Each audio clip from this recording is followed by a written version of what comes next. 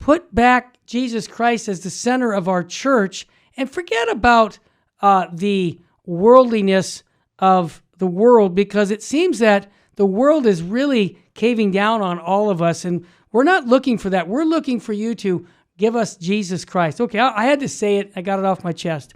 All right, Bishop Strickland, you quoted St. John Paul II the Great. He said this: there is no evil to be faced that Christ does not face with us. That's consoling. There is no enemy that Christ has not already conquered. Boy, that's a great line. There is no cross to bear that Christ has not already borne for us and does not bear with us. That's really consoling for us in today's church right now, when we see us being attacked by even, don't get me wrong, even the world. Yeah, we know the world's going to attack us. But Bishop Strickland, I see guys dressed like you attacking my Catholic faith. So I want to ask you, what made you promote this quote from St. John Paul? Well, as you said, I agree. He's St. John Paul the Great. That's funny. He, what he says in that quote that I tweeted is another way of saying, be not afraid. Yeah. Which is what he said always. If we believe and know who Jesus Christ is, yeah, there's nothing to fear. No. And praying thy will be done becomes the most joyful, freeing prayer that we could utter, because we know God's will ultimately is our salvation. Amen. As is the mission of the church, the salvation of souls. That's what it's all about. And like we've said many times on your show, Terry, or on this show. Yeah, your show. Our show. Our show, yes. God's will that we be saved. Yeah. It transforms this human journey.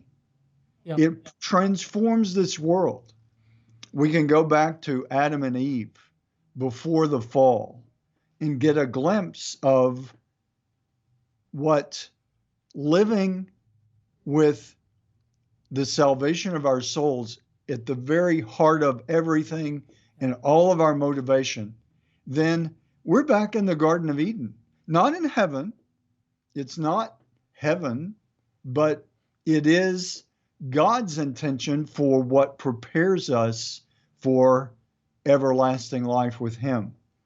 But through sin, through the use of the free will that God has given us, and that's the mystery. Yeah. I mean, I remember as a kid thinking, why didn't God just make us do the right thing?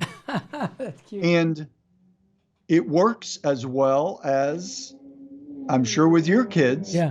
If you tried to just make them do the right thing, it causes resentment, and it actually pushes us in the wrong direction. Amen. And God, our Father, because of the mystery of how He's created us with a divine spark of His life, we're created in His image and likeness. And part of what that means is that we've got to make our own choice. Yeah. We need to be taught. We need to form our conscience. We need to open our hearts and minds to the truth. But God leaves us free to make the choice. And beautifully, His Son, in what I've read recently from some of the mystics and the saints of old, if you pull all that together, Jesus is always pulling for us. Mm-hmm. He wants any opportunity to save us. He wants us to join Him because He knows, as St. Augustine, I know we've quoted that before, our hearts are restless until they rest in God. Amen. God knows that better than we will ever know. Yeah. He knows just how restless our hearts are, how empty lives are, how dark our world is until we rest in Him. It's really sad, Terry, with all of the ongoing pandemic that I guess they're going to start calling it an endemic. Our all that's happened in the past couple of years, there's so much darkness for people. Yeah. So much sadness, so much despair. Suicides are up. Yes. Many people see the world falling apart around them. Yeah. And it's tragic because they don't know Jesus Christ. Exactly. And certainly, we don't, I mean, Christ tells us we've got to take up our cross and follow him if we wish to be his disciples. And we have to do that. I mean, both of us have had to take up crosses. Sure. I always remind myself that mine is only a sliver. Whatever suffering I'm enduring, it's only a sliver compared to what the totally sinless and guiltless Son of God endured out of love for us. Yep. He carried the whole burden. But we do have to carry our burdens. But sadly, too many people are carrying the cross and the darkness of life without knowing Christ.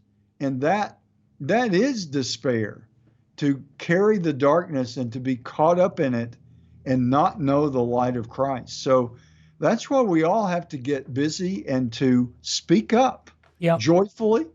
And because we care, because we respect the life of every person and respect their freedom.